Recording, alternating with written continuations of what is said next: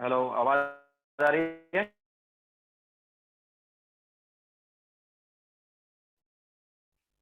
Okay, so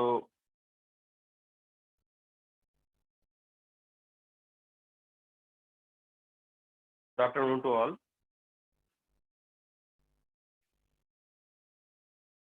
unit of equilibrium कैसे निकालते हैं वो भी हम बता देंगे, ठीक है? बता देंगे आगे, टेंशन ना लो।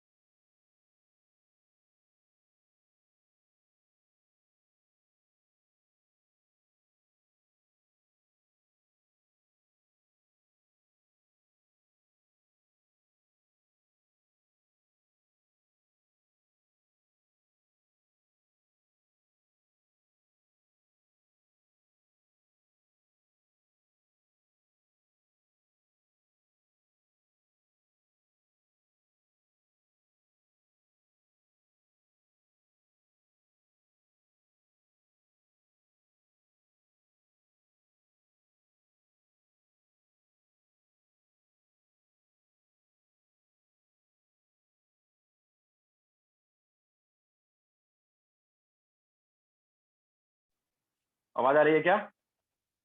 नेटवर्क का प्रॉब्लम है थोड़ा।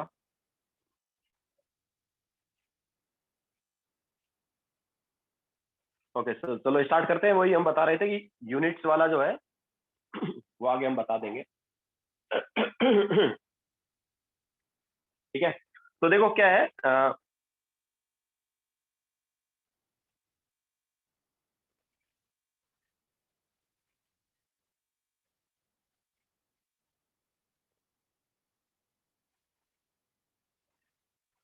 तो हमने लास्ट लेक्चर में तुम्हें बताया था कि इक्विलिब्रियम कांस्टेंट क्या होता है ना। ना इक्विलिब्रियम कांस्टेंट जो है वो कितने टाइप का होता है वो बताते हैं, ठीक है? So type of equilibrium constant.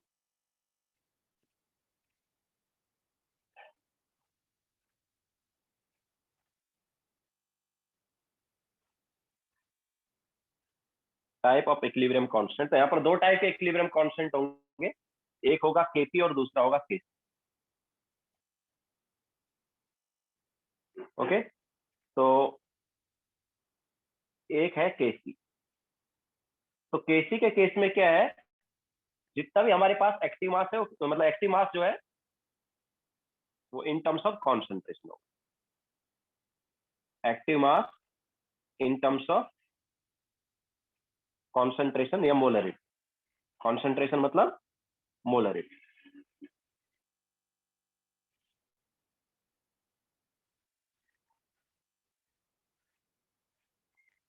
तो जब active mass in terms of molarity होगा या कॉन्सेंट्रेशन होगा, तो जो इक्विलिब्रियम कांस्टेंट है वो क्या होगा? केसी होगा। तो सर कल फर्स्ट लेक्चर था, सेकंड लेक्चर है। तो जैसे हमारे पास हमने अभी तक जो तुम्हें बताया था एक्चुअली केसी था। ओके, अभी तक हमने जो केसी बताया था उसमें कॉन्सेंट्रेशन ही लिया था ना इक्विलिब्रियम कांस्टेंट में। तो वो केसी था एक्चुअली में। जैसे क्या था रिएक्शन?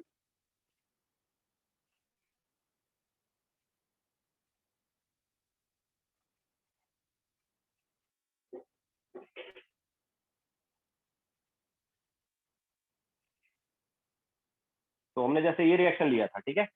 तो जो इक्विलिब्रियम कांस्टेंट था वो क्या था? केसी।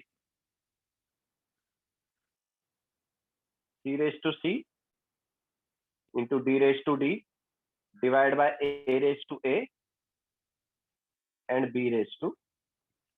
ओके, सो ये यही हमने लिया था। और ये एक्चुअली क्या है, इसमें कॉन्सेंट एक्टिव मास जो हमने किसके टर्म्स में लिया? कॉन्सेंट्रेशन के टर्म्स में लिया। तो ये केसी था। ओके, नाउ यूनिट ऑफ केसी क्या है? तो देखो इसकी यूनिट क्या होगी? यूनिट ऑफ केसी क्या होगा भाई? तो देखो सी का कॉन्सेंट्रेशन, नाउ कॉन्सेंट्रेशन का यूनिट क्या है यार? कॉन्सेंट्रेशन का यूनिट होता है मोल पर लीटर, होता ही नहीं होता। तो इसका मोल पर लीटर पावर में सी, इसका मोल पर लीटर पावर में D, divide by mole per litre power A, mole per litre power B. So what is unit? Overall unit क्या हो जाएगा ये?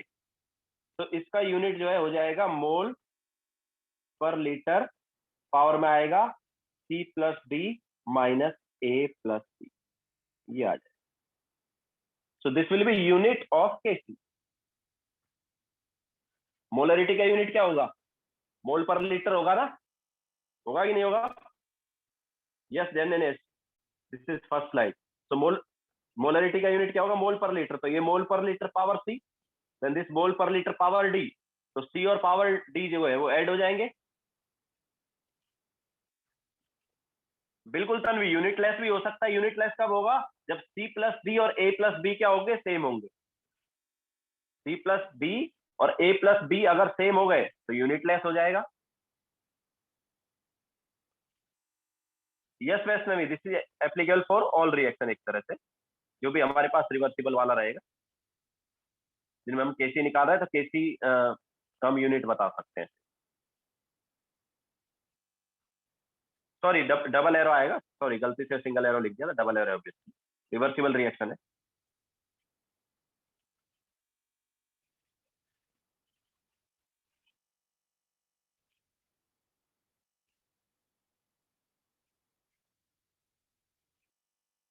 तो जाएगा क्या? तो इस टाइप से हम केसी का यूनिट बता सकते हैं, और केसी क्या है वो तो बता ही दिया मैंने।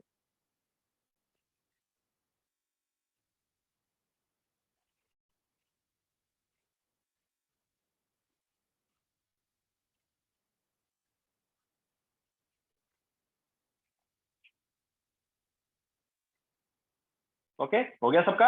आगे चले।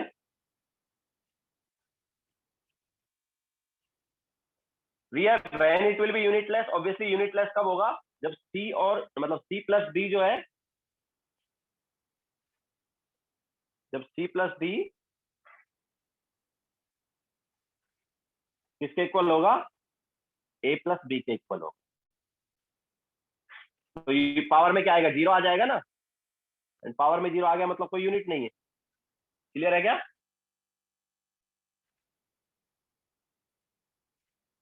यस निसर्ग, के इक्विलिब्रियम विल बी के, जब एक्टिव मास को हम कॉन्सेंट्रेशन के टर्म्स में लेंगे।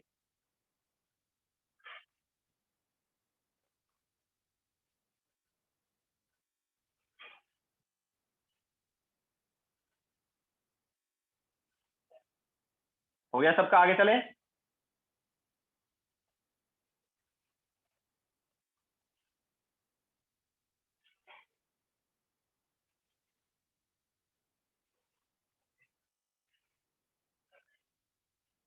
यस रिया, वो सी plus D minus A plus B जो है वही एंड में आएगा ना पावर में।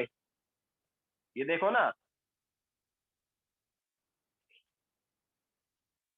क्या होगा ये mole per litre power C, mole per litre power D, then divide by mole per litre power A and mole per litre power B.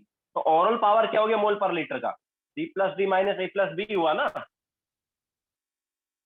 हुआ कि नहीं हुआ? नेगेटिव ही हो सकती है पावर, क्यों नहीं हो सकती?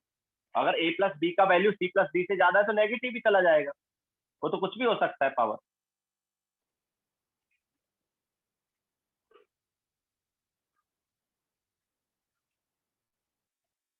क्लियर है?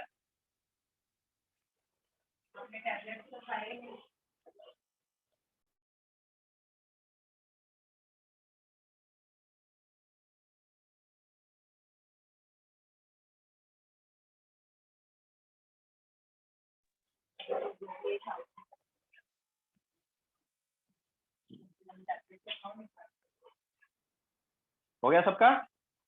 चले आगे।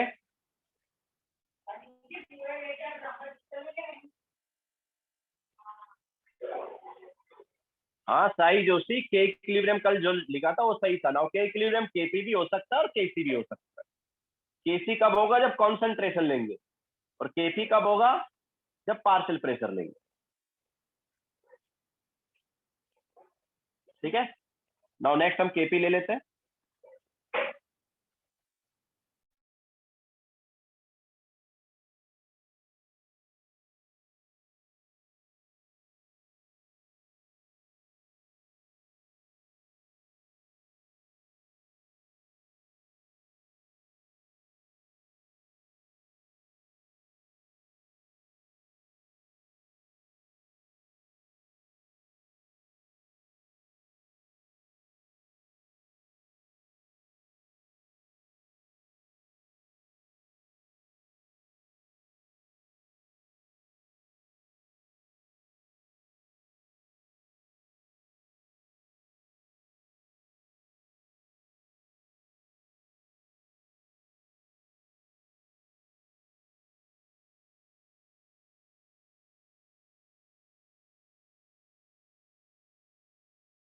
ओके, नाउ केपी ले लेते हैं, चलो।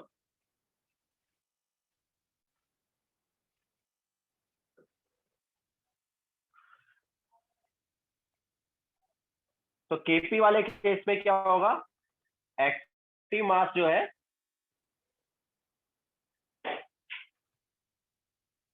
In terms of partial pressure होगा। एक्टिव मास जो है वो इन टर्म्स ऑफ क्या होगा, पार्शियल प्रेशर होगा, अगर हम बात करेंगे केपी। ओके, जैसे सेम रिएक्शन अगर हम यहां पर ले,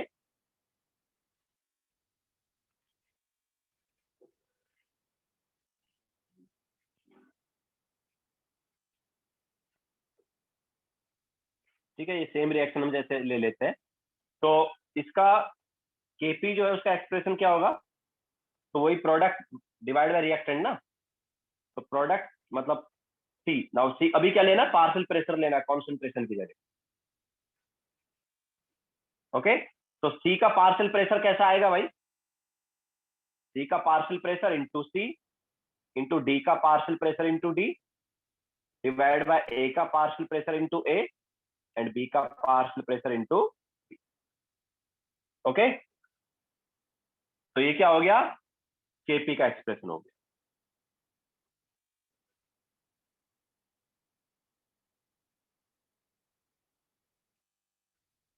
पावर में तो वही स्टोइशियोमेट्रिक कोएफिशिएंट ही आएगा, पावर में रिया अभी भी स्टोइशियोमेट्रिक कोएफिशिएंट आएगा, लेकिन जो कॉन्सेंट्रेशन आ रहा था उसकी जगह भी क्या आ गया, पार्शियल प्रेशर आ गया।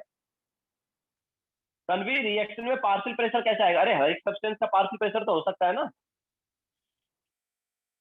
हर एक सब्सटेंस का कुछ से कुछ पार्शियल प्रेशर पर्टिकुलर पॉइंट पर हो सकता है। पार्शियल प्रेशर क्या है, उसके moles divide by total moles.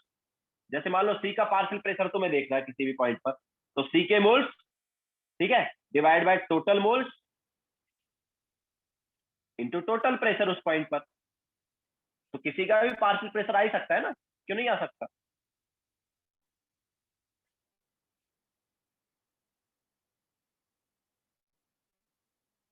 समझ आया तनवीर।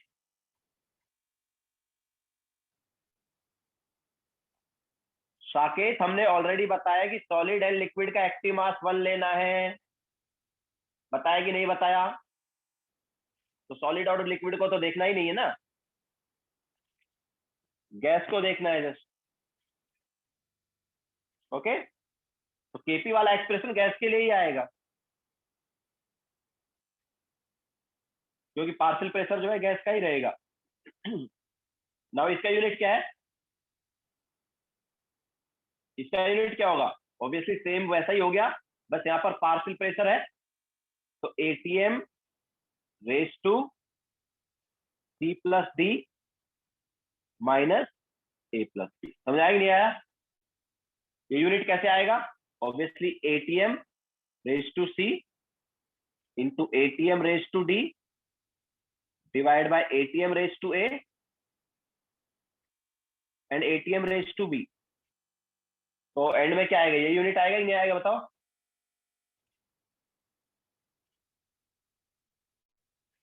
कैसे आया, समझ आया ना, क्लियर है सभी को।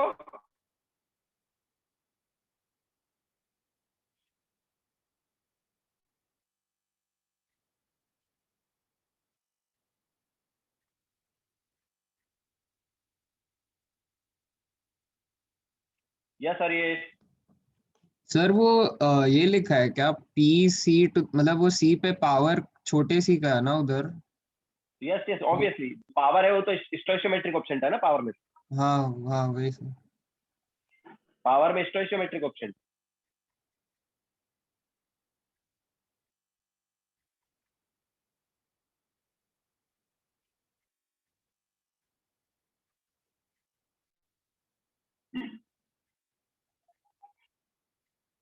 हो गया सबका।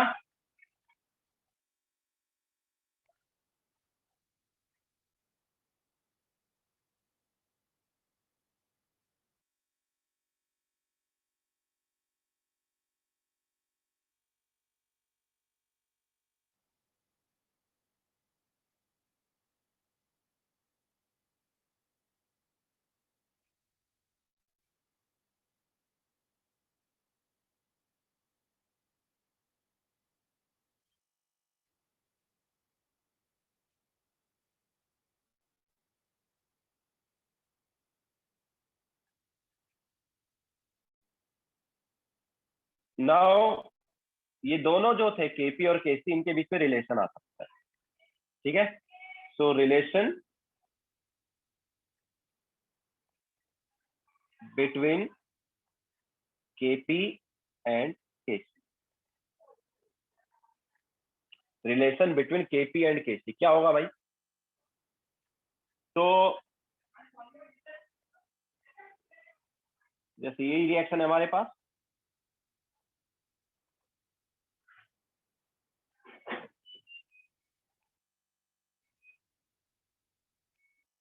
ठीक है रिएक्शन वही सेम ले रहे हैं। उसमें केपी और केसी के बीच में क्या रिलेशन होगा वो देखते हैं। तो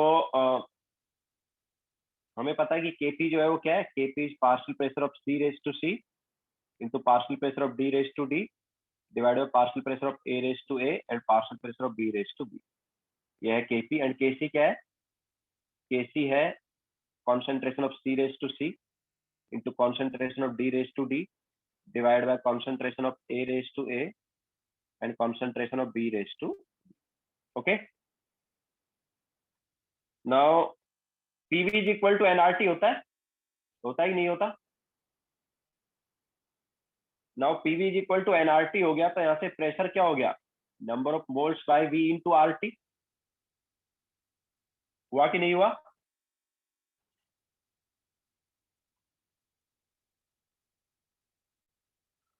Now what is N by V, number of moles by volume क्या हो गया, कॉन्सेंट्रेशन हुआ कि नहीं हुआ, हो गया ना। सो प्रेशर को हम क्या लिख सकते हैं, प्रेशर को हम ऑब्वियसली लिख सकते हैं कॉन्सेंट्रेशन इंटू आरटी। लिख सकते ही नहीं लिख सकते। Okay so what is partial pressure of C, partial pressure of C को लिख सकते हैं concentration of C into RT. Partial pressure of D को क्या लिख सकते हैं, concentration of D into RT. Similarly partial pressure of A क्या हो गया, concentration of A into RT and partial pressure of B क्या हो गया, concentration of B into R. Clear है क्या, क्लियर है सभी को ये।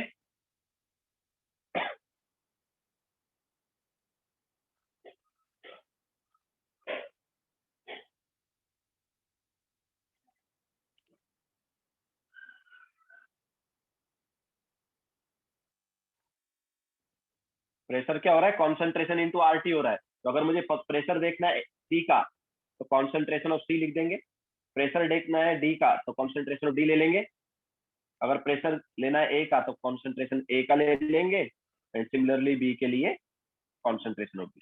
क्लियर है सभी को।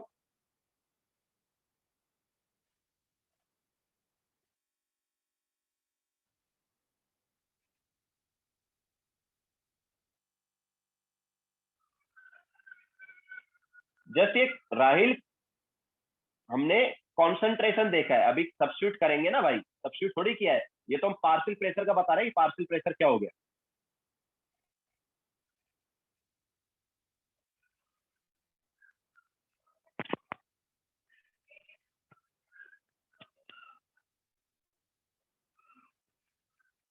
अनिश लिख लिया क्या?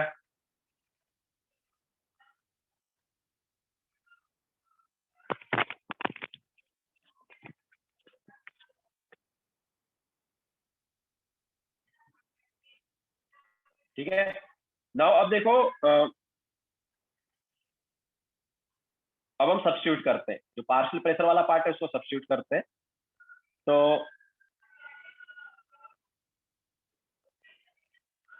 Kp is partial pressure of A raise to A था, into partial pressure of C raise to C था, partial pressure of D raise to D था, divide by partial pressure of A raise to A and partial pressure of B raise to B। ठीक है, तो यहाँ पर substitute करते हैं। Partial pressure of C को क्या सब्स्टिट्यूट करेंगे, जैसे हमने बताया C इंटू आर टी है ना, तो concentration of C into R T, और इसकी पावर में क्या आएगा, C आ जाएगा। सिमिलरली अदिति जल्दी लिखो।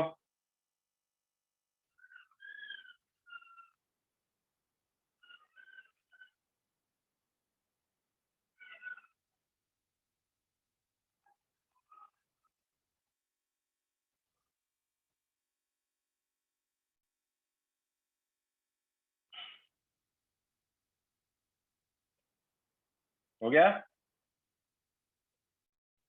Now concentration of C into R T, then partial pressure of D क्या हो गया, concentration of D into R T raise to D।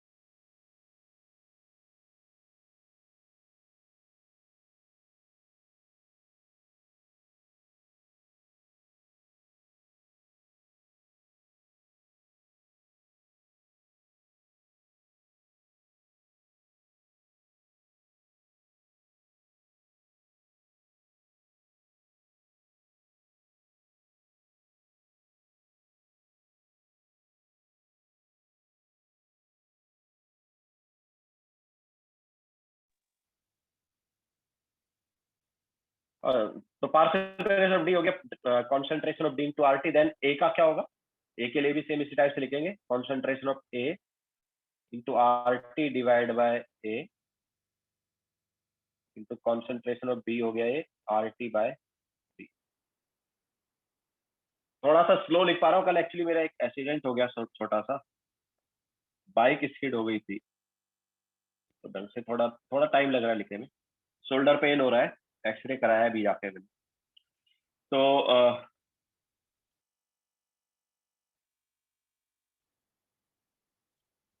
KP जो है वो क्या होगा, देखो नाउ आरटी वाले पार्ट को एक साथ लिख लेते हैं।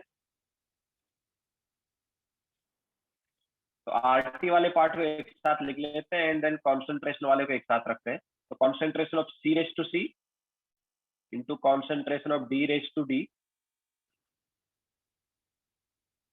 Divide by concentration of A raise to A and concentration of B raise to B। ये हमने एक साथ ले लिया, एंड आरटी वाला पार्ट जो उसको एक साथ ले लेते हैं। ठीक है, तो आरटी वाले पार्ट को जब एक साथ लेंगे तो देखो क्या आएगा, C एंड पावर में D आ गया, देन पावर में A आया एंड पावर में B भी आया, है ना। तो ये वाला पार्ट क्या हो गया बताओ, ये सर्कल वाला पार्ट क्या हो गया, केसी हो गया ना, सर्कल वाला पार्ट केसी हुआ कि नहीं हुआ, केसी हो गया ना। तो KP is equal to KC. Okay, इसके अलावा आरटी, आरटी रेज टू क्या हो गया, देखो आरटी रेज टू हो गया C plus B minus A plus B, है कि नहीं। Okay, C plus B minus A plus B, obviously C plus B minus A plus B को मैं एक तरह से डेल्टा एनजी भी लिख सकता हूं। सी plus B minus A plus B क्या हो गया, डेल्टा एनजी हो गया ना, जो हमने थर्मो में बताया था, याद है, हुआ कि नहीं हुआ।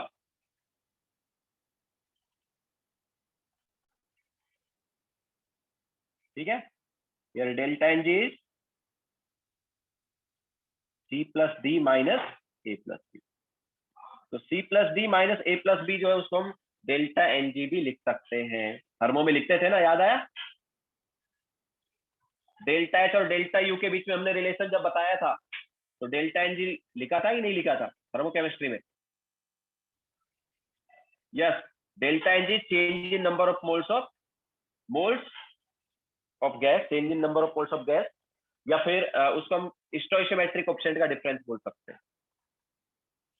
ओके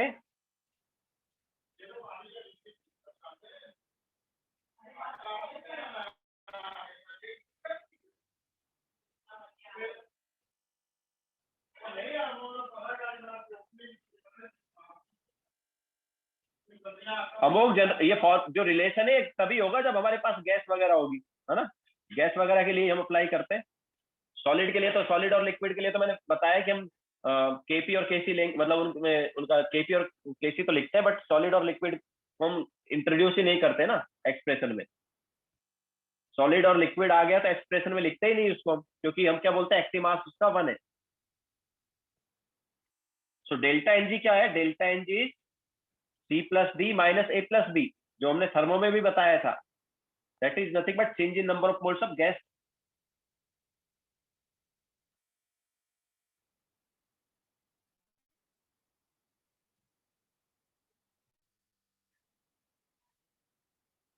ठीक है, change in number of moles of gas.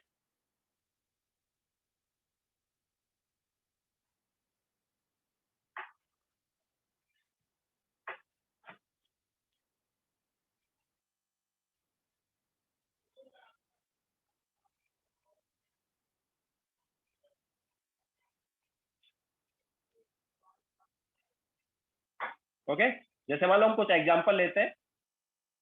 लिख लिया सबने?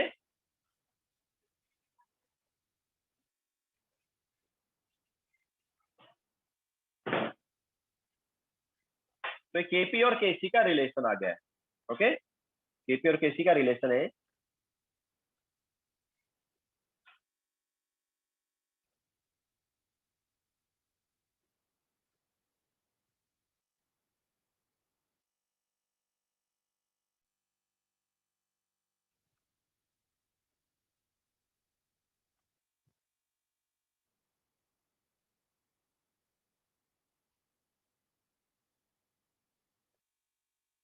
यस, करीना कपूर आई है आज। करीना कपूर ने हैंड रेज किया हुआ है। मूवी की शूटिंग छोड़ के हमारे लेक्चर में कैसे आए यार?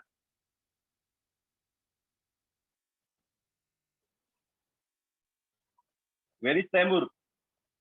तैमूर का है?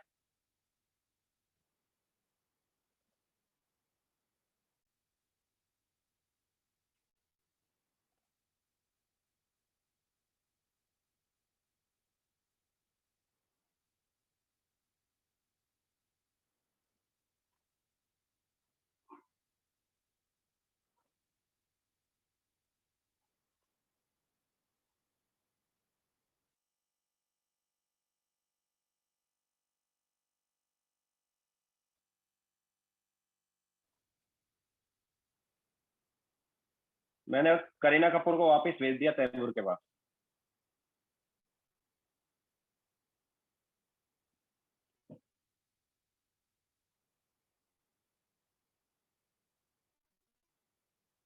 राहिल, रेड में लिखा है change in number of moles of gas.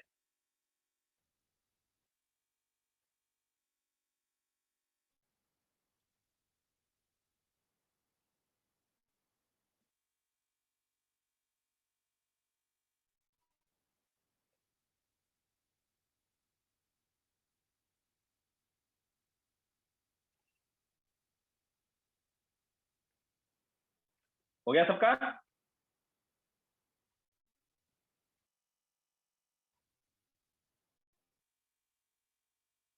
Thanks Rahil. तो एक्सरे कराया, देखते हैं।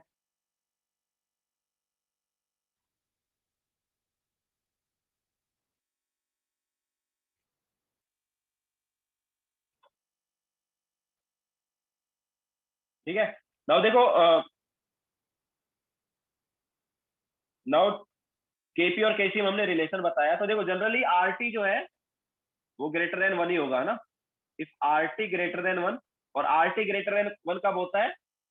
जब obviously temperature greater than 12 kelvin है, तो वो तो होता ही है ना यार, टेम्परेचर ग्रेटर देन 12 केल्विन तो होगा ही हमेशा ना, 12 केल्विन से कम थोड़ी टेम्परेचर रहेगा। 12 केल्विन मतलब माइनस में कितना डिग्री हो गया ये? -261 डिग्री, तो -261 डिग्री से तो ज्यादा ही टेम्परेचर होता है। Okay, so if temperature is greater then 12 kelvin मतलब आर टी ग्रेटर देन 1। तो देखो अब इसमें 2-3 केस आ सकते हैं, है ना। एक केस हम ले सकते हैं कि delta N G greater than 0 है, जैसे PCl5 gives PCl3 plus Cl2। तो इसका डेल्टा एन जी क्या है बताओ? इसका डेल्टा एन जी क्या है? 2 - 1, 1 है ना। तो Kp और Kc में क्या रिलेशन होगा? Kp is equal to Kc into R T raise to 1। ठीक है, ये हम ऐसा बोल सकते हैं कि Kp जो है वो ग्रेटर देन क्या आएगा? Kc आएगा। Kp ऐसे केस में क्या होगा? ग्रेटर देन Kc होगा। तो जब आर टी ग्रेटर सॉरी जब delta N G greater than 0 है, क्योंकि देखो आर टी तो ग्रेटर देन 1 है ही, है ना। तो आर टी ग्रेटर देन 1 है, और अगर पावर में 1 से बड़ी वैल्यू आ गई तो ये ओवरऑल वैल्यू क्या हो जाएगी? इंक्रीज हो जाएगी ना। तो if delta N G greater than 1 तो Kp जो है Kc से बड़ा है। ओके, सेकंड वाला केस ले लेते हैं कि डेल्टा एन जी जो है वो लेस देन 0 है, जैसे N2 plus 3H2 gives twice NH3। ठीक है, इसमें बताओ डेल्टा एन जी क्या है? इसमें डेल्टा एन जी क्या है? प्रोडक्ट साइड 2 है, रिएक्टेंट साइड कितना है? 4। तो डेल्टा एन जी क्या है? Delta N G -2। तो Kp is equal to Kc into R T raise to -2। या इसको हम क्या लिख सकते हैं? That Kp is equal to Kc by R T का स्क्वायर। तो ऑब्वियसली देखो अभी आर टी स्क्वायर से डिवाइड हो रहा है वैल्यू, हो रहा है नहीं हो रहा है?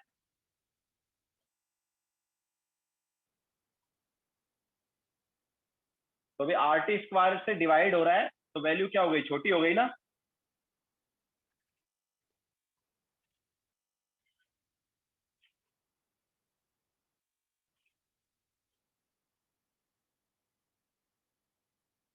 ओके, तो Kp जो है वो लेस देन क्या हो जाएगा? Kc हो जाएगा।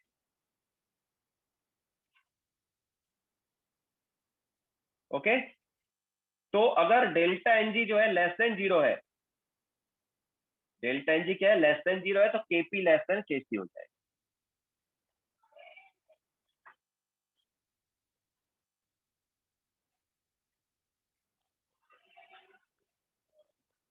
रिया, T ग्रेटर देन 12 केल्विन कैसे आया? देखो आर टी ग्रेटर देन 1 कब होगा?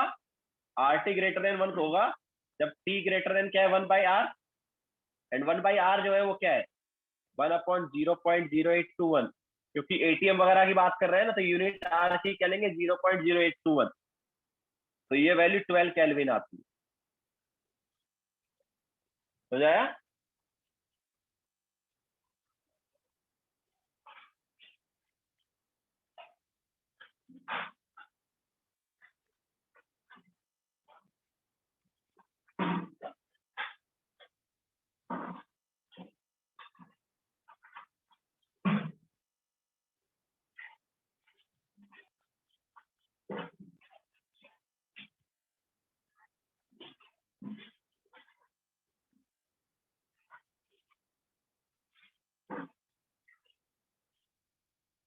हाँ निसर्ग, वो भी आएगा। देख लिया सबने? तन्वी, Kp और Kc कैसे कंपेयर किए? यार देखो तन्वी, मैं बता रहा हूँ ना कि अच्छा ये समझ में आया तन्वी की ये वाला पार्ट समझ में आया? ये कैसे आ रहा है ये समझ में आया कि नहीं आया?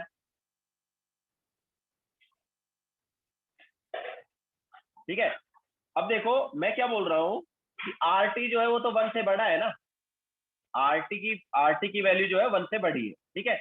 मान लो केसी जो है, ये वाला जो केसी है, ये मान लो 10 है, और इसको अगर मैं 1 से बड़ी वैल्यू से मल्टीप्लाई करूंगा, मान लो ये 1.5 से मल्टीप्लाई किया, तो मल्टीप्लाई होकर वैल्यू बढ़ी कि नहीं बढ़ी, बताओ।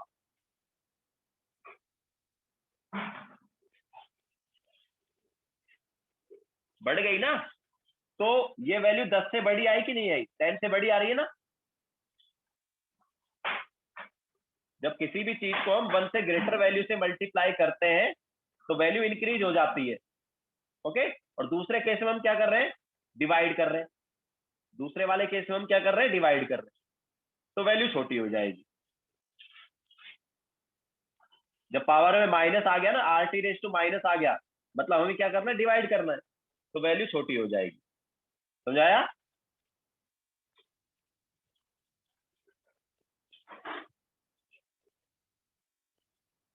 ओके, लिख लिया सबने।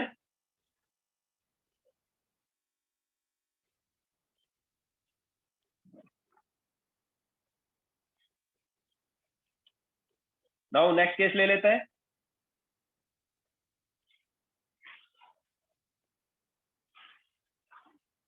तो delta N G is equal to 0, जैसे H2 plus I2 gives twice HI। तो इसका जो डेल्टा एन जी है वो इक्वल टू 0 है। तो ऐसे केस में क्या होगा, Kp is equal to Kc and R T raise to 0। जब आर टी रेस टू 0 मतलब क्या हो गया, आर टी रेस टू 0 मतलब क्या हो गया, 1 ही हो गया ना। तो ऐसे केस में क्या आएगा भाई, ऐसे केस में Kp इज इक्वल टू क्या आ जाएगा, Kc आ जाएगा। क्लियर है क्या।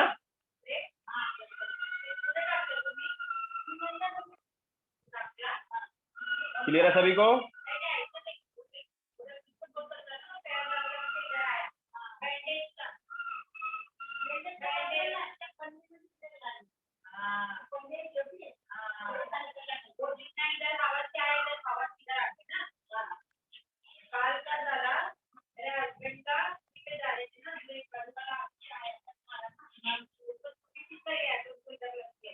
नहीं यार, ये तो ध्रुव इक्विलिब्रियम कांस्टेंट में रिलेशन देख रहे हैं। ये जो हमने देखा, ये किस में देखा, इक्विलिब्रियम कांस्टेंट में रिलेशन। केपी और केसी दोनों इक्विलिब्रियम कांस्टेंट है, उनके बीच में रिलेशन है।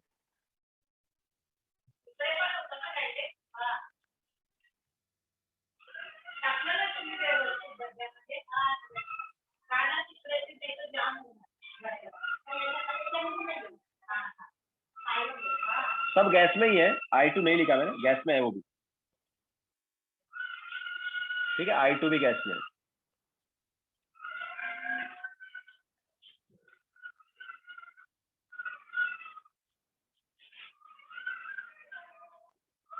ओके, चलो क्वेश्चन ले लेते हैं।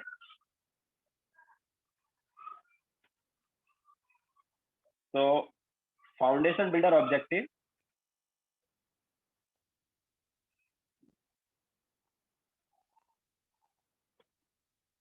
Question number 4, 5 and 6। Foundation builder objective question number 4, 5 and 6 करो।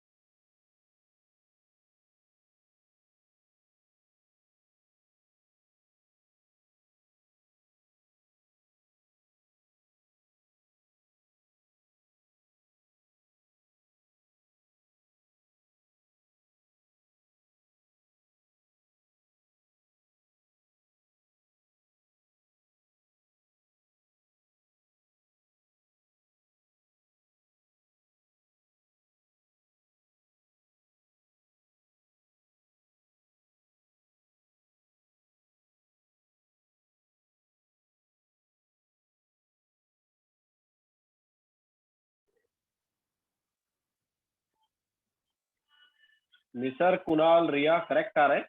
आगे वाले क्वेश्चन पर चलो, तीनों क्वेश्चन कर लो, एक साथ करा देंगे।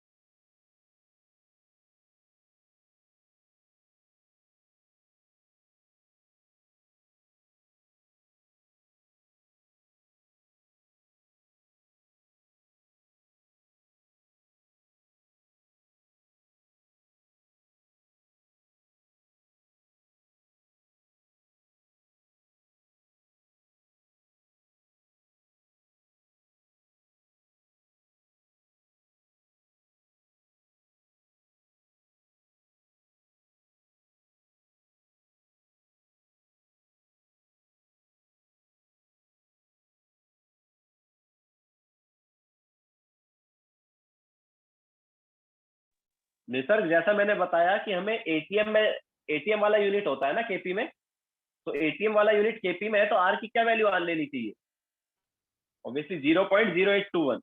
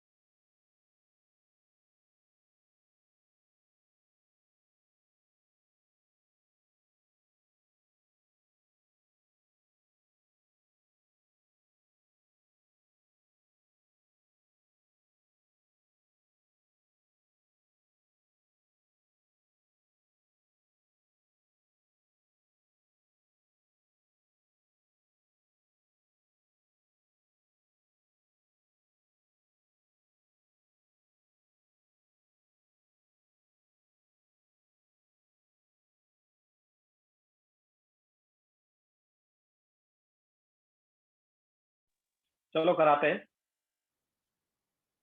तो सबसे पहले question number 4।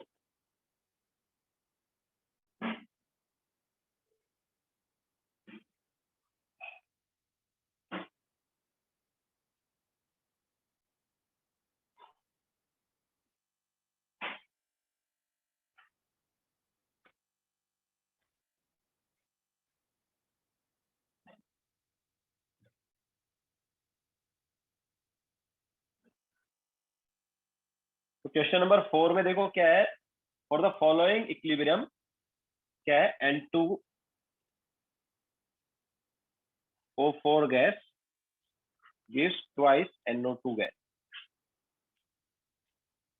Kp is found to be equal to Kc। अब देखो इसमें डेल्टा एनजी क्या है यार, डेल्टा एनजी है 2 - 1 मतलब 1। तो Kp क्या हो गया, Kp इज इक्वल टू हो गया Kc into R T raise to 1। ये हम बोल सकते हैं Kp is equal to Kc into R T.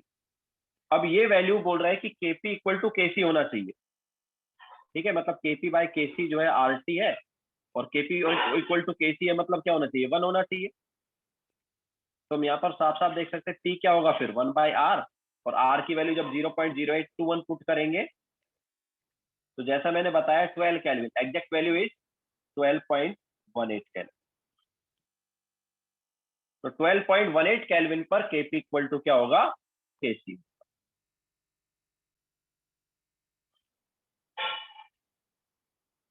Okay,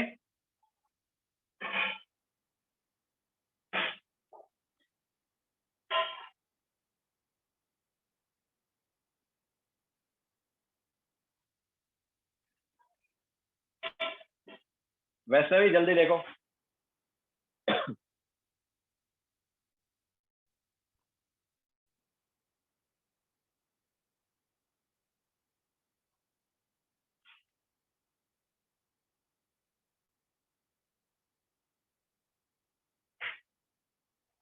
ठीक है, सो ये था क्वेश्चन नंबर 4।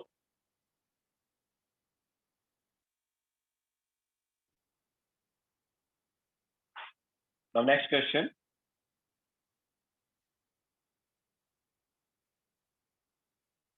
Question number 5। तो उसमें हमें 3 रिएक्शन दी हुई है, ratio of KP by KC in increasing order. तो हमें जैसा पता है यार केपी बाय केसी जो है ये क्या होता है, it is R T raise to delta N G. ठीक है, तो ऑब्वियसली जितना डेल्टा एन जी का वैल्यू ग्रेटर होगा उतना ही केपी बाय केसी ज्यादा होगा। ओके, सो बेसिकली तीनों में डेल्टा एन जी देखो।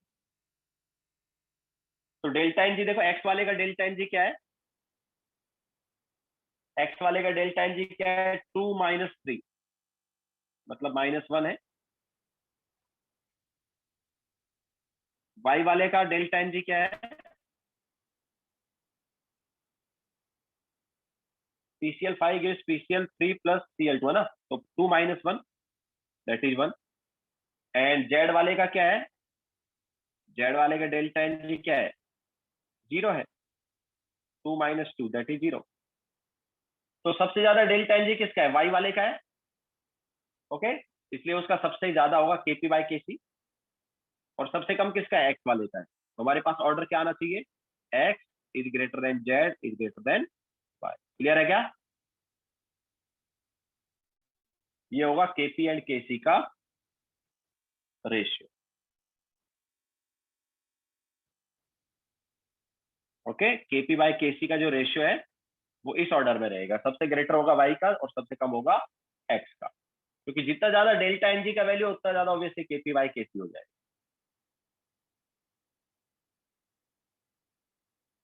क्लियर है सभी को। Now question number 6।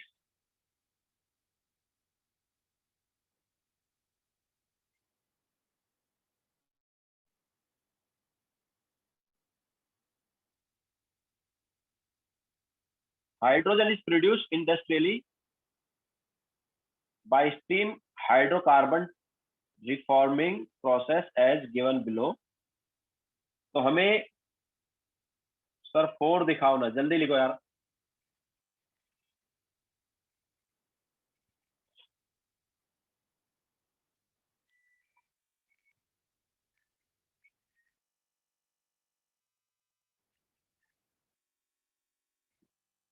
Now question number 6। So hydrogen is produced industrially by the steam hydrocarbon reforming process as given below. तो रिएक्शन है H2O gas plus CH4 gas gives CO2 gas plus 3H2। इसका केसी हमें दिया हुआ है और KP निकालना है। तो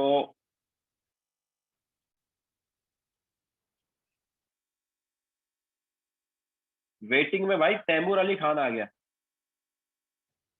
हाँ, तो इसका डेल्टा एनजी क्या है,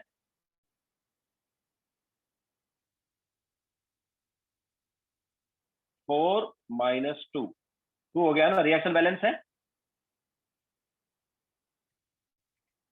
यस, रिएक्शन इज बैलेंस्ड, तो डेल्टा एन जी आ गया 2. Okay, so what is KP? KP is KC into RT raised to 2, and Kc क्या है? Kc is 3.8 into 10 raised to power minus 3, and approximate value निकाल लें. Value difference दिया है क्या? 22.8, 25. देखते हैं, चलो. तो अप्रोक्सीमेट वैल्यू निकालेंगे तो 1/12 into 1000, एंड पावर में क्या है? पावर में 2 आ गया. सो क्या हो गया ये?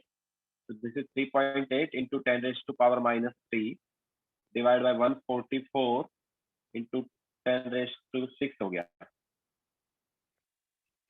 So it will be 10 raised to power plus 3 means 3800 divided by 144. तो कितना आएगा?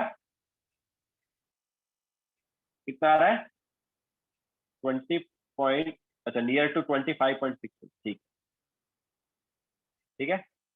तो ये आ जाएगा 26.38 आ रहा है. ठीक है, तो वो नियर टू क्या हो गया? बी हो गया.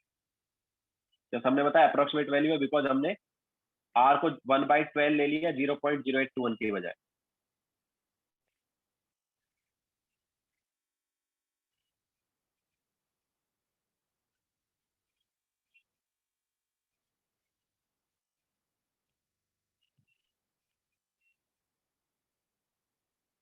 ओके, सो ये हमारे पास हो गए question number 4, 5 and 6 of FBO.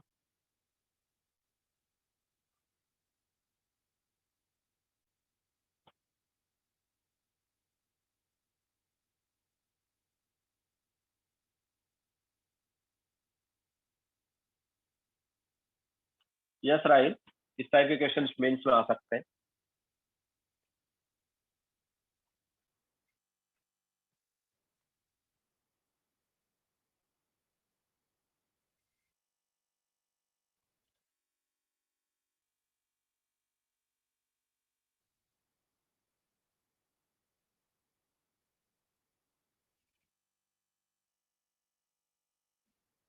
चले आगे, हो गया ना सबका?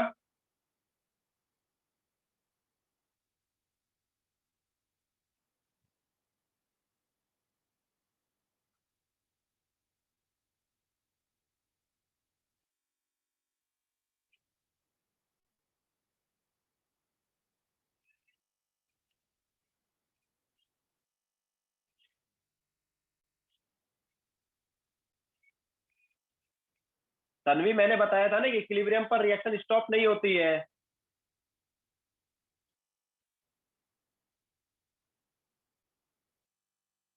ठीक है, जितना रिएक्ट हो रहा है उतना वापस बन भी जाता है, इसलिए कांस्टेंट वैल्यू बनी रहती है.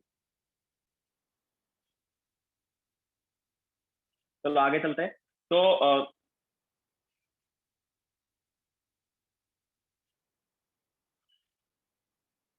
अच्छा, एक चीज याद रखना, नोट नोट है, लिख लो. अगर हमें दो रिएक्शन का इक्विलिब्रियम कांस्टेंट दिया हुआ है, तो अच्छा देखो, इक्विलिब्रियम कांस्टेंट क्या था? इक्विलिब्रियम कांस्टेंट था प्रोडक्ट कॉन्सेंट्रेशन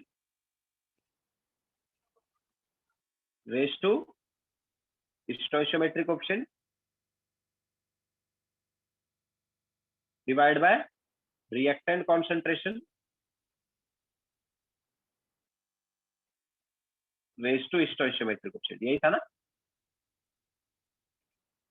तो यार, अगर के इक्विलिब्रियम मतलब इक्विलिब्रियम कांस्टेंट की वैल्यू ज्यादा है, तो ऑब्वियसली प्रोडक्ट बाय रिएक्टेंट का वैल्यू ज्यादा रहेगा किसी भी रिएक्शन में, है ना?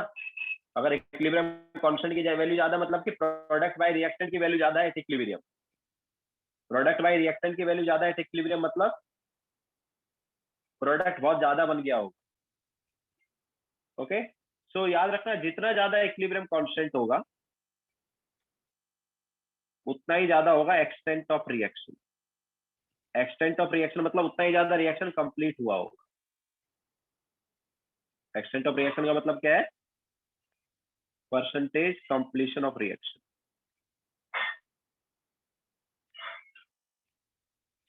उतना ही ज्यादा रिएक्शन क्या होगा? कंप्लीट होगा. जिस अगर हमें दो रिएक्शन का इक्विलिब्रियम कांस्टेंट दिया है, तो कौन ज्यादा रिएक्ट हुआ मतलब हुआ है? जिसका के इक्विलिब्रियम ज्यादा है। जितना ज्यादा इक्विलिब्रियम कांस्टेंट होगा उतना ही ज्यादा रिएक्शन कंप्लीट होगा, याद रखना।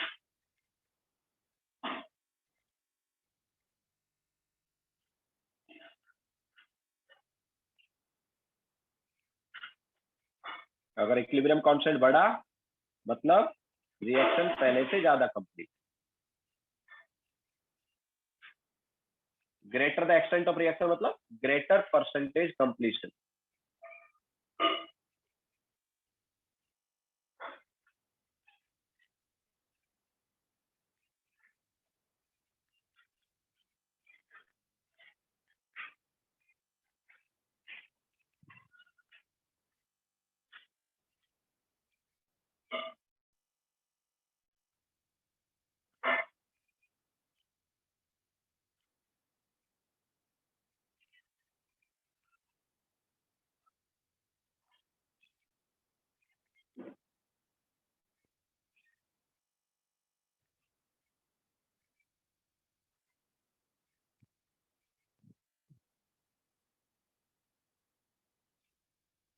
हो गया सबका?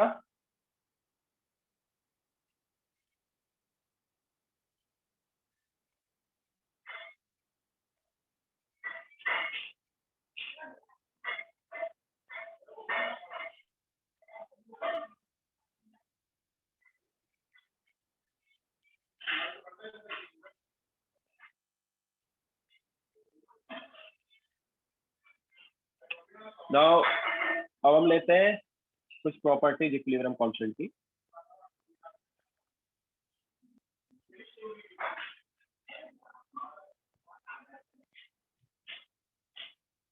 यस, वो नोट खत्म हो गया, इतना ही था। जितना ज्यादा इक्विलिब्रियम कांस्टेंट उतना ज्यादा रिएक्शन क्या होगा, कंप्लीट होगा। ठीक है। नाउ इंपॉर्टेंट कैरेक्टरिस्टिक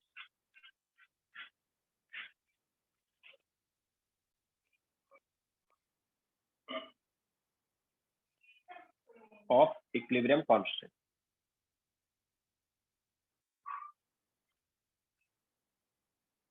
ठीक है, important characteristics of equilibrium constant. तो देखो फर्स्ट पॉइंट क्या है। फर्स्ट पॉइंट है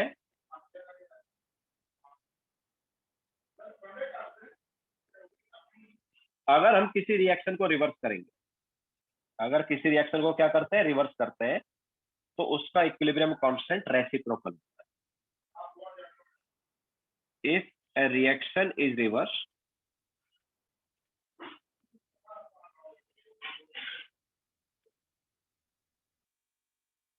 then equilibrium constant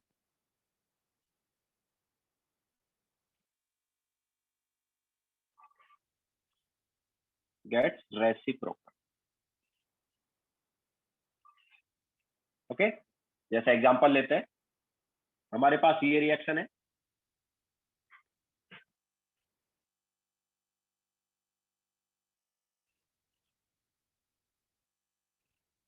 ठीक है, ये रिएक्शन है और इसका इक्विलिब्रियम कांस्टेंट का एक्सप्रेशन मान लो K1 है। तो वो क्या होगा, it is C raise to C into D raise to D divide by A raise to A and B raise to B, यही होगा ना। अब अगर हम इस रिएक्शन को रिवर्स कर दें,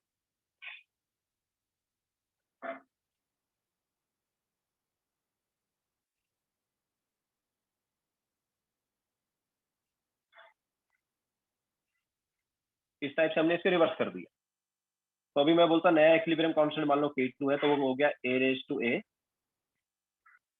into B raise to B divide by C raise to C and D raise to D, यही हो गया।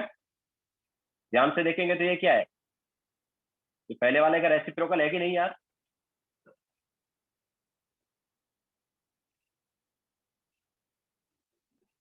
है कि नहीं, देखो।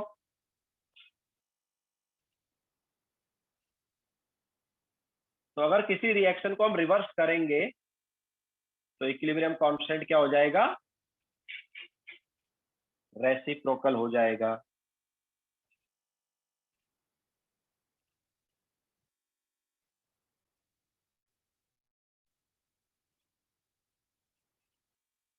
मतलब हमें किसी रिएक्शन का इक्विलिब्रियम कांस्टेंट पता है और उसकी रिवर्स रिएक्शन का इक्विलिब्रियम कांस्टेंट पता करना है। किसी रिएक्शन का इक्विलिब्रियम कांस्टेंट पता है और उसकी रिवर्स रिएक्शन का इक्विलिब्रियम कांस्टेंट पता करना है, तो क्या होगा, रेसिप्रोकल होगा पहले वाले। क्लियर है क्या?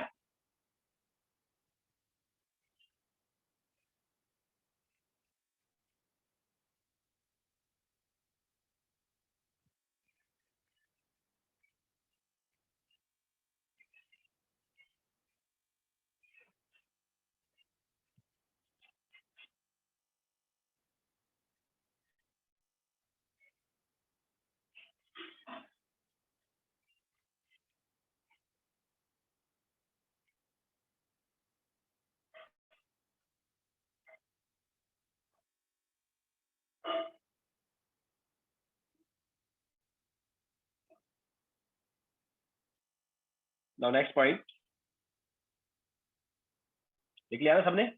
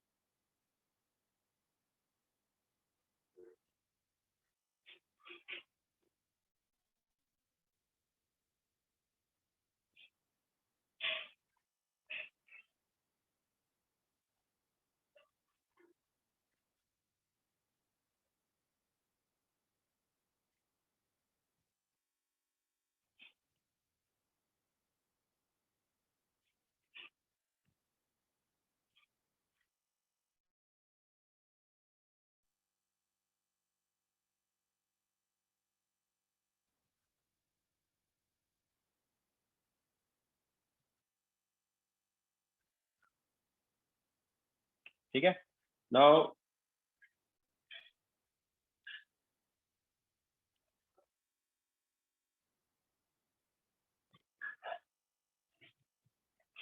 नेक्स्ट पॉइंट, तो अगर किसी रिएक्शन को हम मल्टीप्लाई करें किसी नंबर से,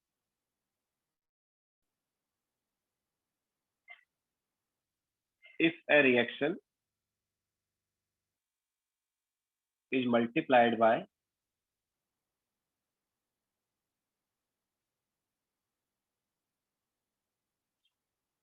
a number,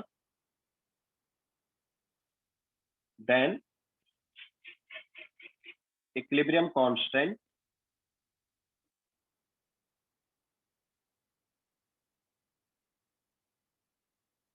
of new reaction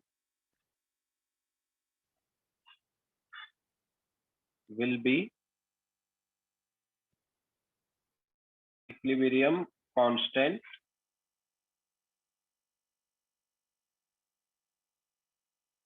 of old reaction raised to that number। इसका मतलब क्या है कि अगर किसी रिएक्शन को कोई नंबर से मल्टीप्लाई किया हमने, तो वो नंबर जो है, अगर किसी रिएक्शन को किसी नंबर से मल्टीप्लाई किया तो वो नंबर पावर में आ जाएगा, इक्विलिब्रियम कांस्टेंट की पावर में आ जाएगा। ठीक है, जैसे एग्जांपल ले लेते हैं, देखो हमारे पास ये रिएक्शन है,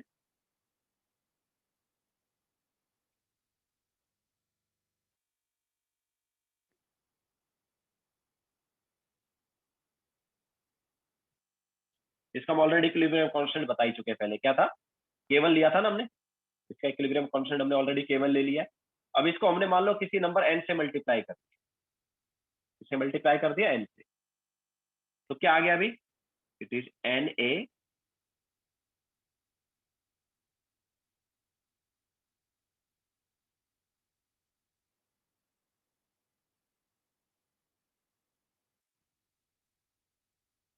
ऐसा हो गया। तो इस इक्विलिब्रियम कांस्टेंट को हम मान लो K3 लिख देते हैं, तो वो क्या होगा, it is C raise to NC D raise to ND divide by A raise to NA and B raise to NB, या फिर C raise to C into D raise to D divide by A raise to A and B raise to B। और इसकी whole power हो गई n। Now ये अंदर वाला part क्या है? This is nothing but k1, है कि नहीं? क्या था ये? k1 ही था ना, देखो k1 था, ठीक है। तो क्या हो गया ये हो गया हमारे पास k1 raise to n। Okay, तो जिस नंबर से हमने रिएक्शन को मल्टीप्लाई किया वो नंबर क्या आ गया, पावर में आया कि नहीं आया? तो नया वाला इक्विलिब्रियम कांस्टेंट क्या हो गया, पुराने वाले इक्विलिब्रियम कांस्टेंट रेज टू वो नंबर हो। ओके, क्लियर है सभी को?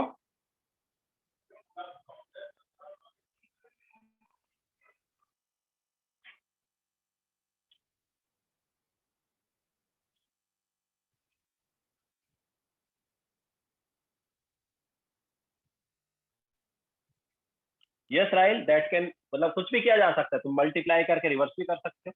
वो तो तुम्हें अब यहाँ पर क्या है, ये हम जो पॉइंट्स लिखवा रहे हैं इनको एक साथ मिक्स अप करके भी क्वेश्चन दे सकता है।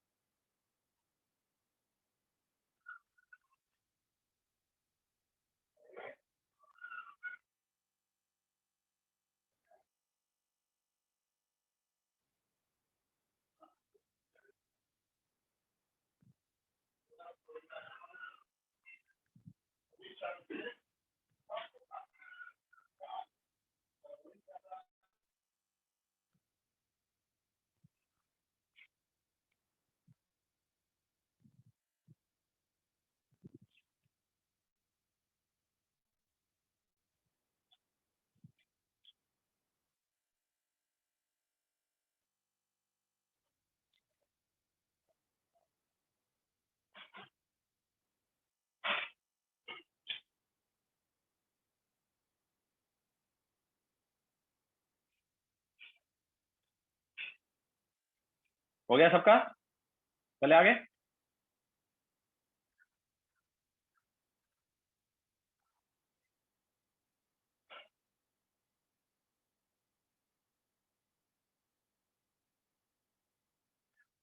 ठीक है, नाउ नेक्स्ट पॉइंट।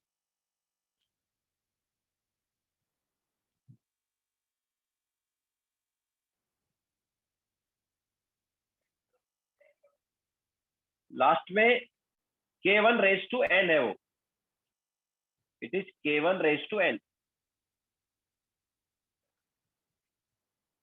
ये वाला पार्ट जो है k1 है ना, एंड पावर में क्या आ गया, n आ गया, सो k1 raise to n।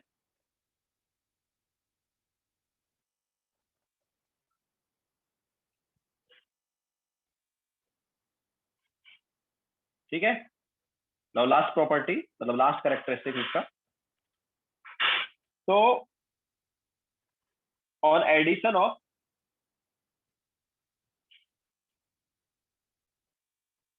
reactions,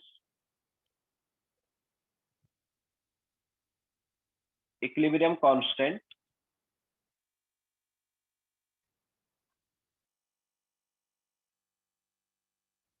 gets multiplied। अगर हम रिएक्शन को ऐड कर रहे हैं तो इक्विलिब्रियम कांस्टेंट मल्टीप्लाई हो जाए। जैसे मान लो a plus 2b gives 5c, एक रिएक्शन है मान लो, ठीक है। इसका इक्विलिब्रियम कांस्टेंट मान लो k4 है, तो k4 क्या होगा, obviously c raise to 5 divide by a and b raise to 2 हो गया, ठीक है। इसको मैंने k4 बोला। इसके अलावा हमारे पास एक और रिएक्शन है 2c plus 3d gives 4e, ये रिएक्शन है मान लो। इसका हम बोलते हैं इक्विलिब्रियम कांस्टेंट मान लो k5 है, और वो है e रेज टू क्या हो गया 4 divide by c raise to 2 and d raise to 3। Okay, now अगर दोनों रिएक्शन को हम ऐड कर लेंगे तो क्या आएगा, overall reaction a plus 2b। इसके अलावा देखो ये 2c है और इधर 5c है, तो राइट हैंड साइड कितना बचेगा, 3c बचेगा, और लेफ्ट हैंड साइड ये 3d तो आई गई। तो हमारे पास आ गया ये 3c प्लस 4, ये रिएक्शन आ गई। अब देखो इस रिएक्शन का इक्विलिब्रियम कांस्टेंट क्या है, देखते हैं। ऑब्वियसली रिवर्सिबल ही है रिएक्शन सारी, मैंने गलती से एरो नहीं लिखा है। ऑल रिएक्शन आर रिवर्सिबल, क्योंकि इक्विलिब्रियम कांस्टेंट रिवर्सिबल रिएक्शन का ही होता है। ठीक है, तो नाउ इस रिएक्शन का इक्विलिब्रियम कांस्टेंट क्या होगा, तो इसको हम चलो K6 ले लेते हैं। तो व्हाट इज K6, तो इट इज 3 का raise to 3 e raise to 4 divide by a b raise to 2 and d raise to 3। अब ध्यान से अगर तुम देखोगे तो यार K4 और K5 को मल्टीप्लाई करके यही आएगा क्या, K4 एंड K5 को मल्टीप्लाई करो, यही आएगा क्या, आ रहा ही नहीं आ रहा।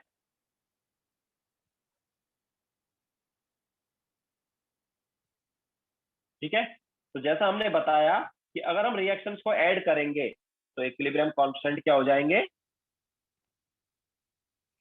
इक्विलिब्रियम कांस्टेंट मल्टीप्लाई हो जाएगा।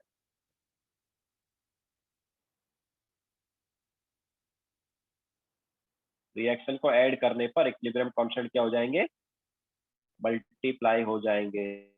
तो यहां से देख सकते हो।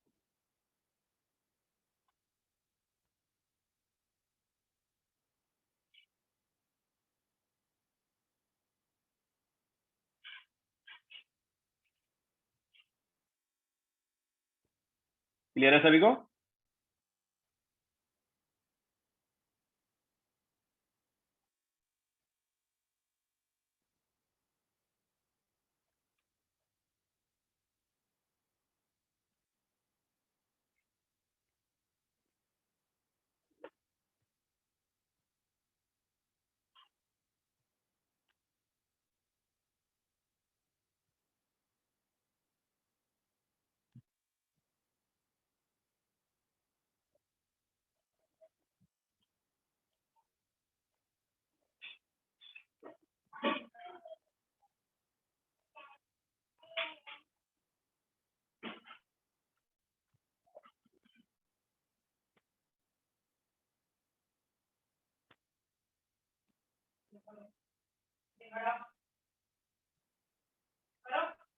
ओके, नाउ चलो क्वेश्चन ले लेते हैं। तो फाउंडेशन बिल्डर ऑब्जेक्टिव का क्वेश्चन नंबर 2 करो। Foundation builder objective question number 2।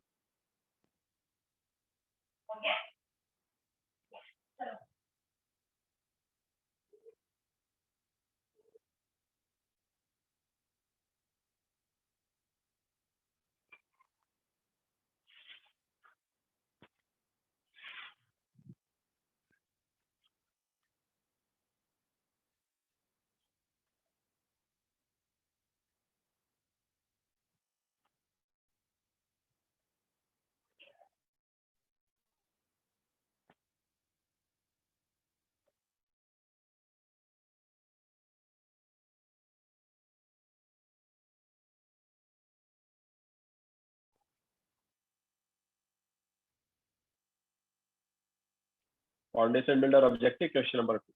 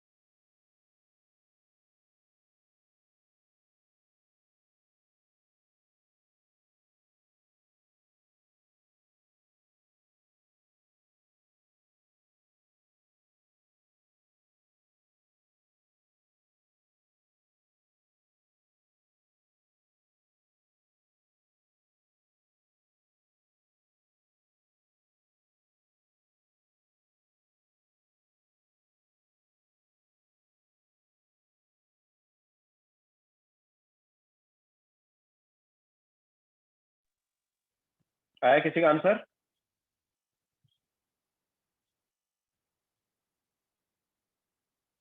देखो H2 प्लस I2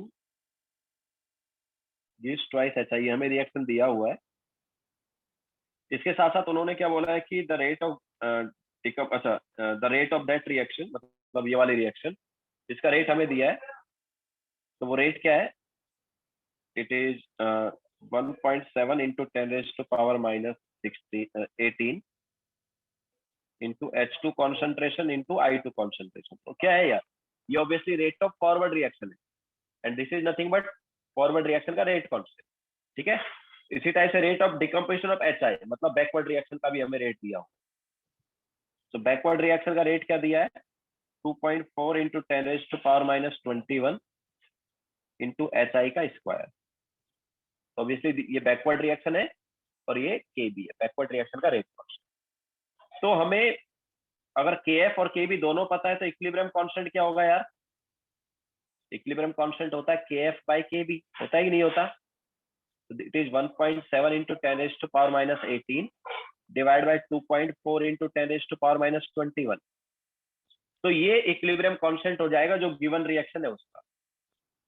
ठीक है, जो गिवन रिएक्शन है उसका इक्विलिब्रियम कांस्टेंट क्या हो गया? मतलब गिवन रिएक्शन मतलब इस रिएक्शन का इक्विलिब्रियम कांस्टेंट हो गया। तो क्या होगा ये? This is 17,000 divide by 24। Okay, ये इस वाली रिएक्शन का इक्विलिब्रियम कांस्टेंट हो गया। लेकिन हमें इसका निकालना है क्या? नहीं, हमें किसका निकालना है यार? हमें निकालना है जो दूसरी रिएक्शन उन्होंने दिया उसका। दूसरी रिएक्शन क्या दी है? Half H2 plus half I2 gives HI। तो क्या हुआ है बताओ, क्या किया गया है इसके साथ? तो इसका इक्विलिब्रियम कांस्टेंट क्या होगा? इसका इक्विलिब्रियम कांस्टेंट क्या होगा? हमने क्या किया है? हाफ से मल्टीप्लाई कर दिया रिएक्शन को। तो अगर रिएक्शन को हाफ से मल्टीप्लाई कर दिया तो पावर में भी क्या आ जाएगा? हाफ आएगा कि नहीं आएगा? ठीक है, या रूट बोल सकते हैं ऑब्वियसली। तो पावर में हाफ आ गया, तो 17,000 divide by 24 raise to half, या अंडर रूट कितना हुआ?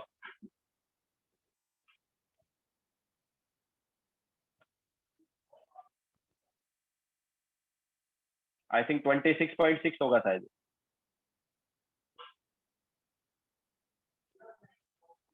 क्लियर है सभी को? तो क्या किया हमने?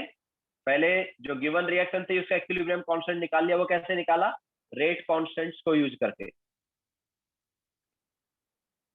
ठीक है, रेट ऑब्वियसली लास्ट वाला रिएक्शन भी रिवर्सिबल है ना, तभी तभी तो ऊपर वाला रिवर्सिबल है तो नीचे वाला भी होगा ना। अगर मैं कहीं पे रिवर्सिबल नहीं लिख रहा हूँ तो रिवर्सिबल ही है। ठीक है, गलती से भूल जाता हूँ कई बार। तो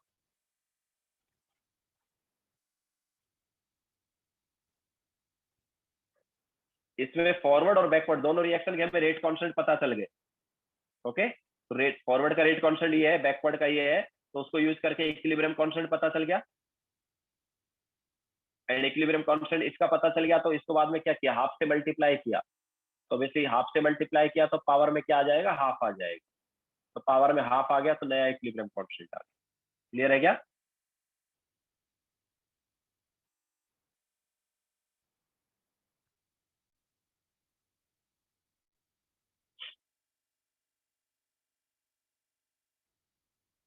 ओके, तो चलो आज बस इतना ही। होमवर्क नोट कर लो।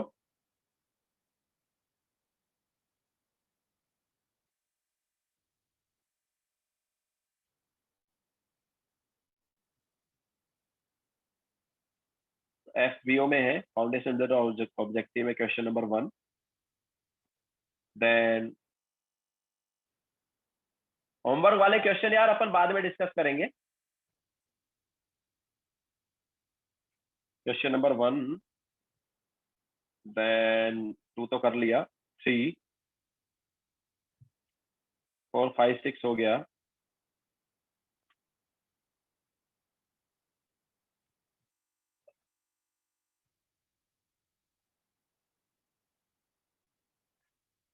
जल्दी लिखो। तन्वी एक बार रिकॉर्डिंग देख लेना, रिकॉर्डिंग जो सेंड करूंगा वो देख लेना, क्योंकि वो रफ कर दिया मैंने। वो वाला पेज मैंने रफ कर दिया।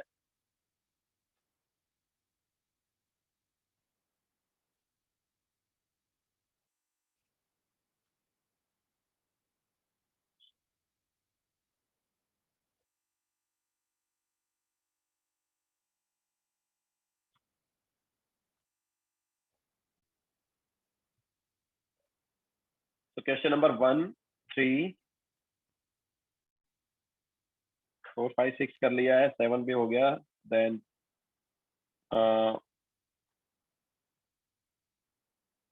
13 लास्ट टाइम नहीं दिया था ना? यस, 13 नहीं दिया था लास्ट टाइम। 13 एंड 14 दिया था क्या? 14 भी नहीं दिया था आई थिंक। 14 देन 18 तक हमने दिया है ना? 18 तक, 18 तक दिया आई थिंक सारा। 18 दिया था क्या? 18 नहीं दिया था। ओके, 18 ले लो।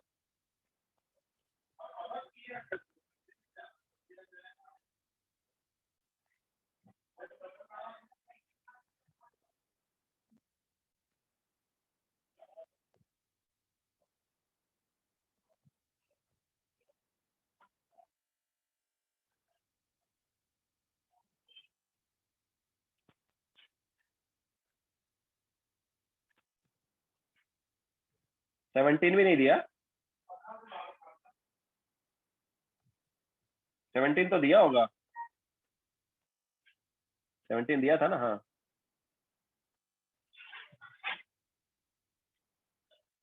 ओके, देन डायरेक्ट हम चलेंगे 28 पर।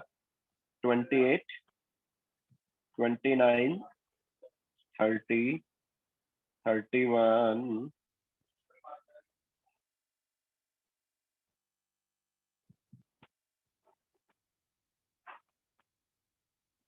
एक्चुअली हम जा सकते हैं 36 तक, सारे कर ही सकते हैं।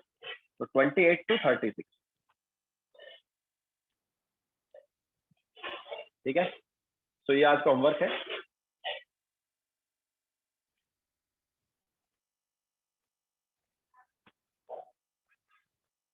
बोलो रोहन, जल्दी बोलो, क्या डाउट है प्रीवियस क्वेश्चन में?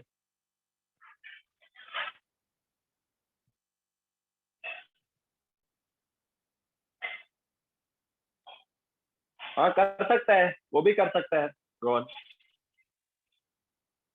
रेट दिया हुआ है ना, तो वो भी कर सकता है। वहां से भी इक्विलिब्रियम कांस्टेंट मिल सकता है तुम।